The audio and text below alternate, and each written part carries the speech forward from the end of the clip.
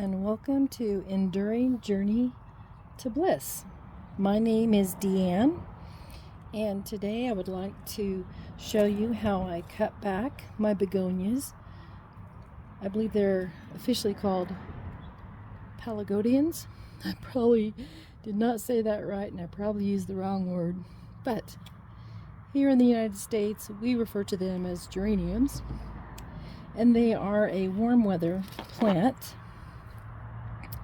And so I have them out from spring through summer through the early fall, and then when we get to the end of the season or later in the fall, I need to go ahead and cut them down, cut all the blooms, cut them back, and I can put them either in my garage or my shed or down in the basement, depending on what I end up doing at the end of this. But I wanted to go ahead and get this done. We have had at least 3 nights that have gone down to 20 degrees. I think we had 24 one night, and we had 28 another, and the other one I can't remember, but it was in the 20s. And so those nights I pulled these into the garage so they didn't completely freeze up on me, and I need to get this done. So thanks for joining, thanks for visiting, and I'll go ahead and get started.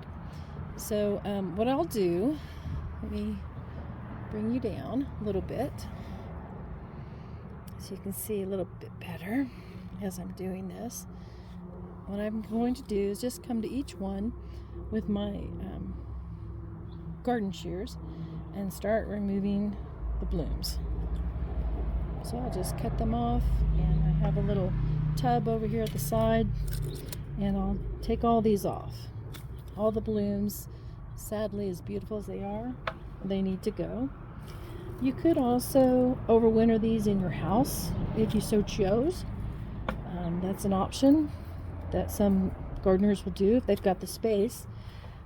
I have too many houseplants already inside my house, so I will not grow these as indoor plants over the winter. It is an option, and people can and do choose that option, but not for my growing space. And I apologize for the background noise. I do need to get me a sound canceling microphone so that when I do my videos in my front yard area, you don't hear all the background noise. And I'll also take off like the dead leaves and things like that as I'm cleaning it up.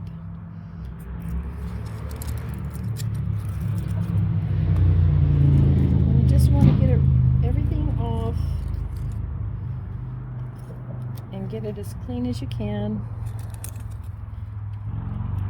Now, you can take these into your garden or into your shed or into your basement or into your home in a spare bedroom if you have the space. You can leave them in the pots as they're planted, like mine are here. You can leave them just like that, or you can take them out of the pots and you can put them in a cardboard box or a plastic tub. If you used a plastic tub, you might want to put holes in the tub for airflow, a little bit of airflow. That might help. That might help them as they're overwintering inside your space, wherever you're going to have them at.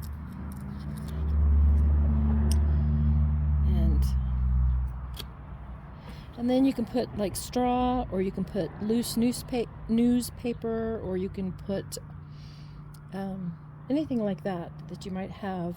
You can put that on there. Now this one is pretty much done.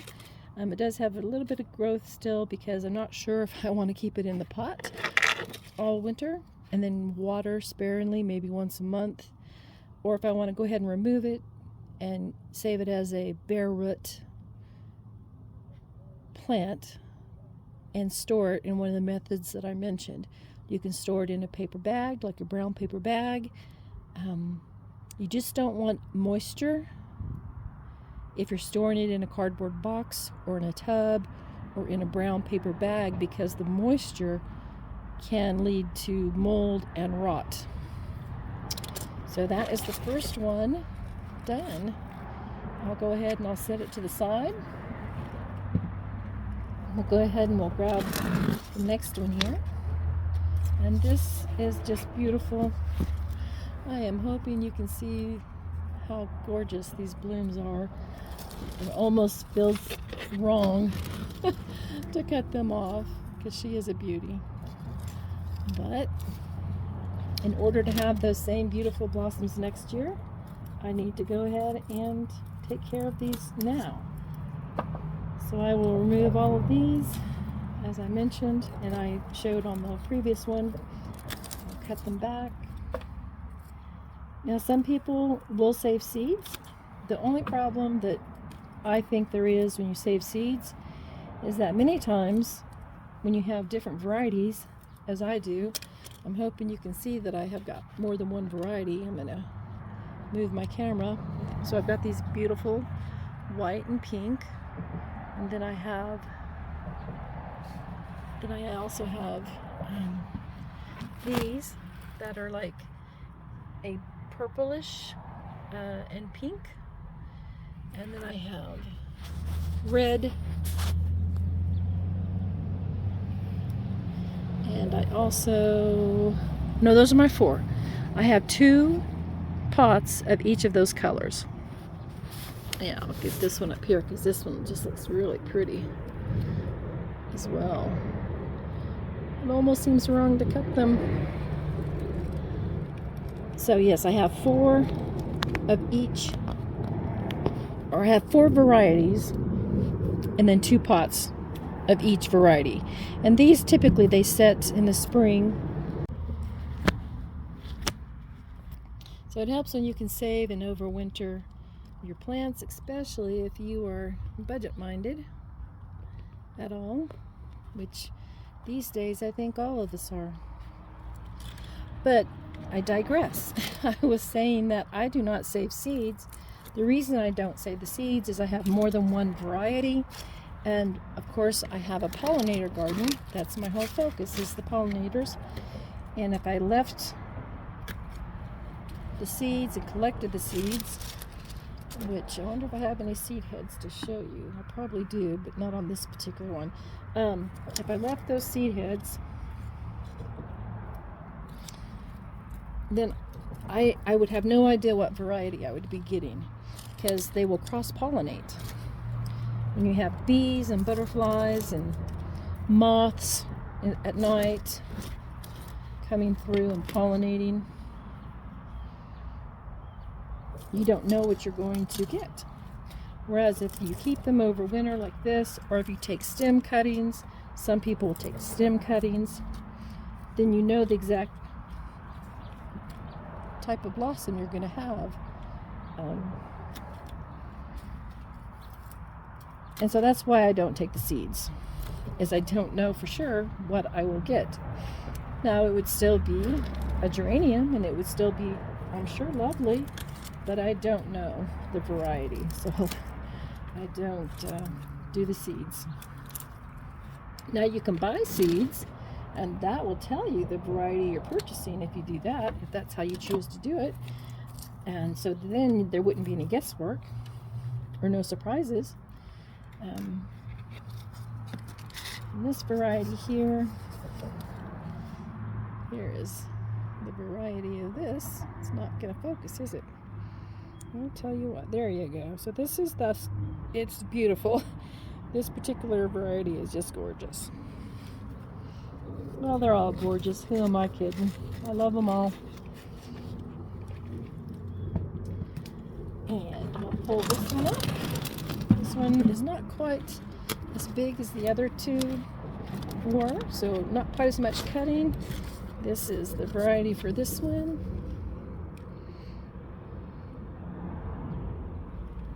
Go ahead and get this cut down.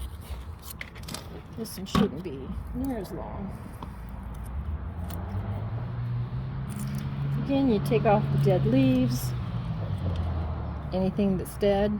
If you happen to have some weeds growing in there, you can pull them. That way in the spring you'll have a little less cleanup, right? So yeah, this one's pretty quick.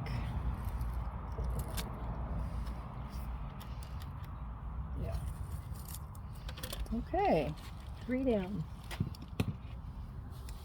And this one,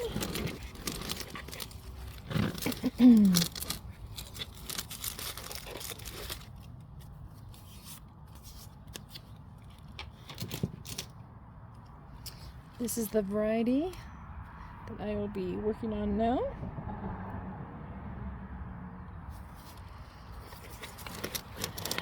And as you can see, the colder weather kind of did a number on this one. Again, it's fall. It's to be expected, right? So this is just part of the fall cleanup that you need to do. Now, some people treat their geraniums strictly as an annual. And every year they'll buy a new one, and that is just fine. Everybody has their own way to garden or to enjoy flowers. And so if you choose to buy new ones every year, that's fine. There's nothing wrong with that at all. I like to, if I can, I like to save my plants. And unless I don't like them, if they were not performing well for me, if they weren't blooming, if I had a lot of bugs for whatever reason, then I don't waste my energy and my time on a plant. I currently have a rose in my front garden area that is a damask rose that has an amazing fragrance, and it has a beautiful flower when it comes into bloom. However, mine has been in my garden for at least 2 to 3 years at least, and it has not produced a single bloom. So I don't know if I'll continue to maintain and keep that particular rose because I have limited space in my garden, and I would prefer, unless I'm planting an evergreen shrub because I want privacy or something, and I want it to be there without blossoms. But for the majority, I garden as a pollinator garden. I want to bring in all the moths and the butterflies and the bees and the hummingbirds and even the bats. We do have bats that visit our area here, and they are pollinating just like the other creatures. So, and I enjoy watching all of them. It's just another form of enjoyment for me, not just the flowers, not just the gardening itself, but watching the pollinators when they visit. So I'm trying to make short work of this. I'll probably do a little bit more cleanup after this video is done, to be honest. But I just kind of wanted to take this moment, share it with all of you, show you how I deadhead, show you how I begin to prep these for their winter rest, with the hope and the thought that I'll bring them out in the spring and I will get new growth from all these plants.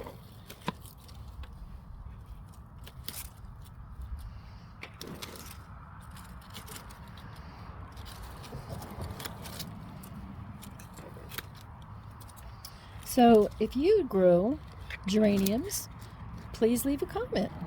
Do you overwinter your geraniums, or do you just buy new ones? Some people, it could be a space issue. People that live in apartments and they are only doing patio gardening, they may not have the space. So they may have to start fresh each spring. Again, there's nothing wrong with that.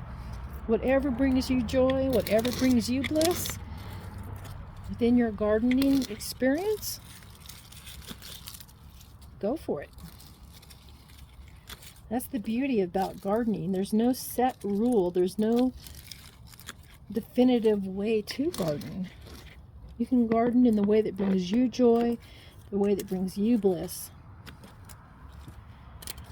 And maybe you don't want to garden. Maybe you think it's too much trouble. And it can be trouble. But you enjoy other people's gardens. And if that's the case, there is nothing wrong with that.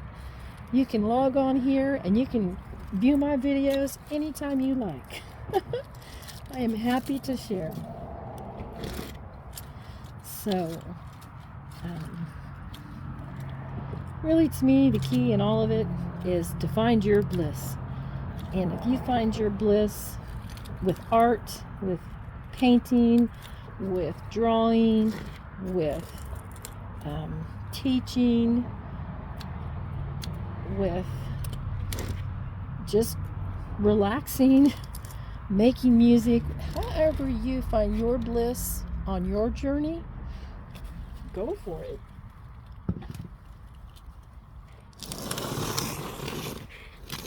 And here is, I don't think we've done the red yet, so here's my red. I will show you this variety.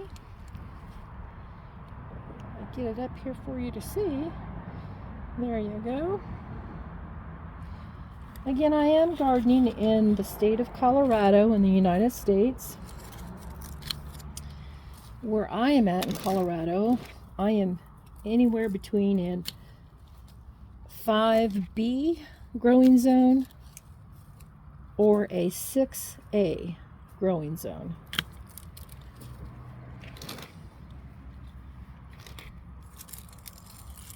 And I probably mentioned it already, but I do mostly have native plants, but I have plenty of roses that are not native. I have plenty of bearded German irises that are not native. I have petunias, non-native. I have alyssum, which is not a native. So I have plenty of non-native as well. I do. I'm hoping you can see the beauty. And these are just glorious. They're really pretty. Oh, it's so wrong. I guess I could be putting these inside in a vase, in a vase. But I just need to get this done. It is kind of late in the day. I had started to do this early this morning and ended up needing to run to the grocery store and a few other things. So here we are, the last moments of sunlight, and I'm trying to quickly get these cut down for a couple reasons, so this isn't an excessively long video, and so that I can get back in the house before the temps drop and before I lose the light for the video.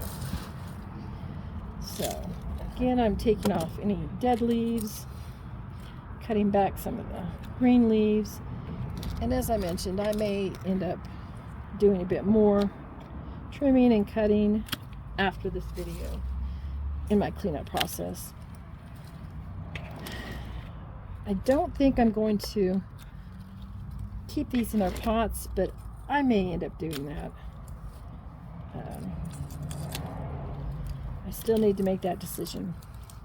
But as I mentioned, there are many ways that I can keep these bare root in their pots they're in.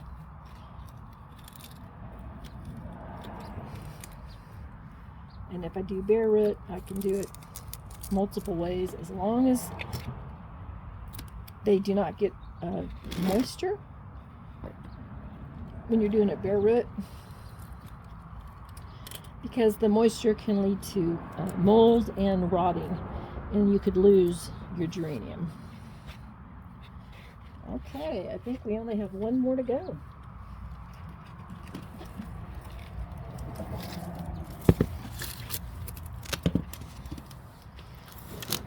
Okay, this one I just about spent all of its. It has a little bit here, but they were almost done. So I really appreciate any of you that have logged on to watch the video, spend a little of your time with me. It's truly appreciated. And I wish you all nothing but good in whatever your journeys are.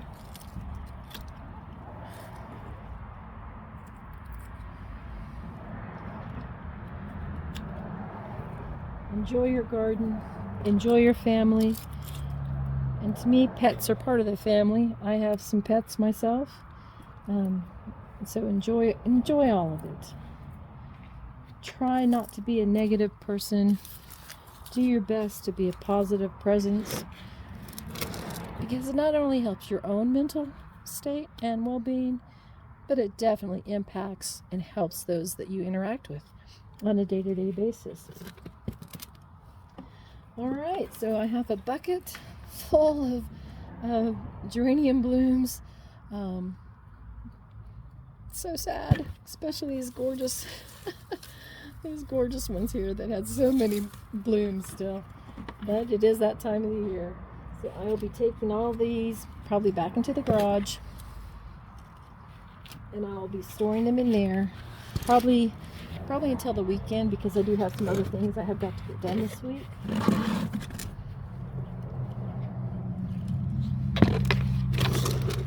But they are all completed, and the frost is not going to damage them, and the freezes are not going to kill them at this point. If I have them in my garage, they're all cut down. I am going to share real quick. This is a rose that is out in my garden, and I made another video earlier today. And this rose, I think, is just beautiful.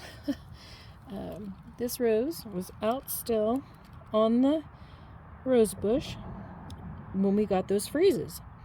And what happens is, with the temperature drops and all of that, it pulls the moisture out of the rose, and it perfectly preserves it. I just think it's beautiful. This variety is a Munstead wood, David Austin. And I just thought I'd share that real quick. I trimmed it off earlier this morning when I was doing some work in the garden. So just a quick share on that. Just very pretty. And sadly, I'm going to put it in my little compost bucket. And so I probably should be trimming these petunias as well. But I may wait on those. Here is some really pretty little pansies that I've got still going. And I have these pansies as well as those pansies. So with that, I think I'm going to end. Thank you so much for joining. I hope you all have a wonderful evening or morning or afternoon, whatever time you decide to watch the video. And if you have decided to watch the video, I am very appreciative. I am so glad that you decided to join, to stop by, spend a little time with me in the garden today. And I look forward to sharing more videos with you. Here's the other. You can't see it too good because I really only have the one in bloom, but there you can see both the varieties that I have in this big barrel-shaped pot that I have these growing in. So have a wonderful time. Have a wonderful time with the rest of your day, and please stop by anytime. Thank you. Have a wonderful evening. Take care.